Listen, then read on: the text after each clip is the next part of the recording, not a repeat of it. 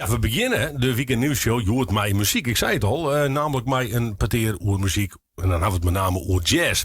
In de studio zit Willy Bonne. Hij is voorzitter van Jazz Dokkum. Een hele goede middag, meneer Bonne. Ja, hoi, ik vind het wel heel leuk dat je er gelijk een Friese naam van maakt. Maar ik heet Bonnie. Oh, Bonnie. Oké. Dus als je er Bonne van maakt, vind ik ook goed. Nee, oké. Nou, Willy Bonnie, welkom in de studio. We gaan het even hebben over jazz. Ik zeg inderdaad wat al van bijkom. Zie je inderdaad ook al een stuk in de kranten van een week. Hoe zit het met de jazz in de regio Dokkum? Leeft het een beetje?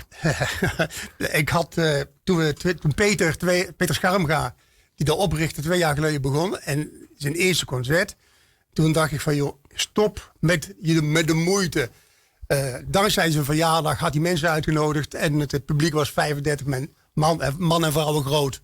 Ja. Nou, ik zeg, alsjeblieft, als dit het is, dan is bijna trekken naar dood paard. Maar Peter, die is nogal eigenwijs. En die zei, ja, het moet kunnen, het moet lukken. En hij is doorgegaan en we zijn tot nu toe al, de laatste 2 concerten waren volledig uitverkocht. Ja, dus eigenlijk al... Dus perfect, heel goed. Vertrouwen eigenlijk in de mogelijkheden van jazz. Precies. En ook van dat er een publiek is dat komt.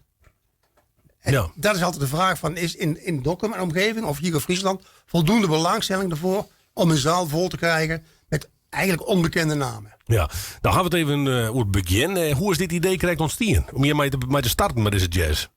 Dat zou je eigenlijk aan Peter moeten vragen. Want die heeft op een gegeven moment het idiote idee gekregen van ik ga een subsidie aanvragen. En kijken of het mogelijk is om in Dokkum in samenwerking met een aantal cafés een jazzprogramma op te zetten. Nou, dat is hem gelukt. Hij heeft van de gemeente subsidie gekregen.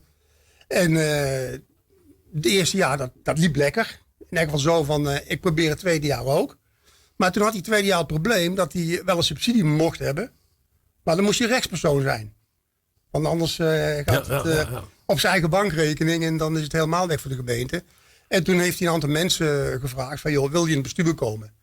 En mij heeft hij ook gevraagd van, is het wat voor jou? Ja. Zegt hij, en dan word je voorzitter. Ik zeg, nou ja, dat is de enige functie waar ik voor ga. Ja, precies. Dus, sinds vorig jaar hebben we dus een stichting Jazz Dokkum. En een leuke subsidie waar we hele mooie dingen mee kunnen doen. Ja, want wat is jouw achtergrond zelf, Greg? Wat ga je zelf met jazz bijvoorbeeld? Ik vind het leuk. Ja, je bent echt liefhebber. Ik ben een liefhebber en ik speel tenorsaxofoon. En dan is het voor mij was het gewoon heel logisch dat ik geen slagers ga spelen, maar dat ik jazz ga spelen. Ja. Want hij heeft een x-aantal muzikanten die bij hem oorsletten binnen. Ja, wat voor mensen binnen krijgen? Wat voor achtergrond had die al? We hebben een jazzbandje bij dat onder onze naam ook meedoet. En daarvan hebben we de idee van, nou, als deze mensen op elkaar ingespeeld zijn en die zijn nu een paar maanden aan het oefenen en die staan nu op het punt van, nou, wij gaan zelf concerten ook geven. En dan kun je die inhuren voor bijvoorbeeld je bruiloft en je wilt eens een keer niet een Hoenpapa band of een dweilorkest. Dan komen die bij jou een mooie standaard spelen.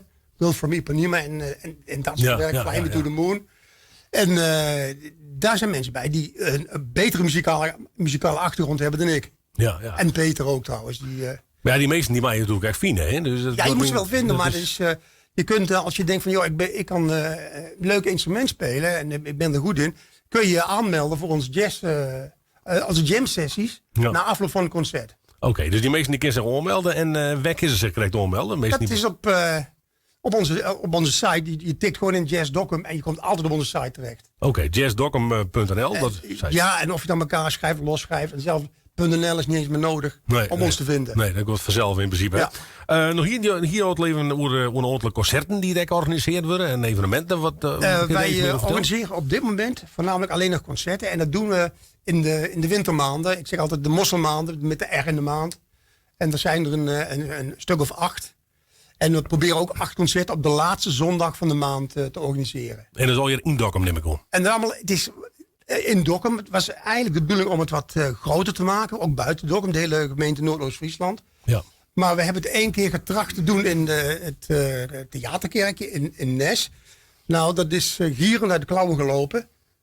Geen enkele aanmelding. En we hebben de band maar afgezegd. Oh, dat is wel zonde natuurlijk, ja. Ik denk dan toch dat van een hoop mensen... Dokkum is duidelijk. Die kunnen naar een kroeg in Dokkum en daar is een concert. Ja. Maar als het dan net buiten Dokkum is of ergens anders... wordt de plaats kleiner en je moet er toch naartoe.